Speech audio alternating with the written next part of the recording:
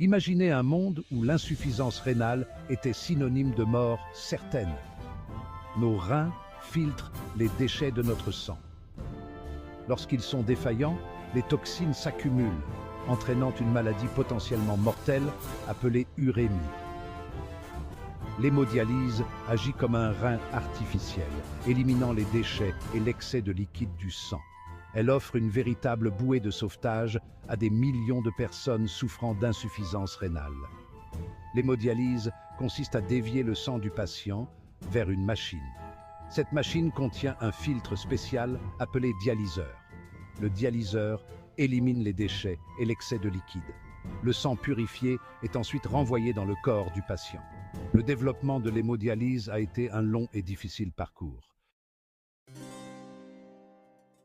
L'histoire de l'hémodialyse commence au XIXe siècle avec Thomas Graham, un chimiste écossais. Graham est considéré comme le père de la dialyse. En 1854, il a mené des expériences révolutionnaires. La diffusion est le mouvement de molécules d'une région de forte concentration vers une région de faible concentration. L'osmose est le mouvement de l'eau à travers une membrane semi-perméable d'une région de forte concentration en eau vers une région de faible concentration en eau. La découverte de Graham a été que certaines substances pouvaient traverser une membrane semi-perméable. Ce processus, qu'il a appelé dialyse, a jeté les bases du développement de l'hémodialyse. Le début du XXe siècle a été marqué par des progrès significatifs dans le domaine de la dialyse. En 1913, John Abel, Leonard Rowntree et B.B. Turner de l'université Johns Hopkins ont mis au point le premier rein artificiel. Ce dispositif a permis d'éliminer avec succès les déchets du sang des animaux.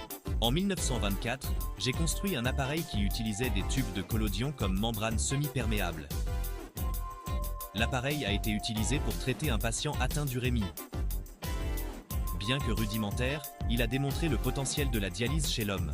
Cependant, ces premiers appareils présentaient des limites. La coagulation du sang et la fragilité des membranes constituaient des défis de taille. Section 4. L'ingéniosité de Kolff, la première machine d'hémodialyse réussie. Moi, Willem Kolff, médecin néerlandais, j'étais déterminé à trouver une solution à l'insuffisance rénale. Poussé par la compassion et la nécessité en temps de guerre, j'ai commencé à travailler sur une machine de dialyse dans un laboratoire de fortune. Kolff récupérait des pièces détachées par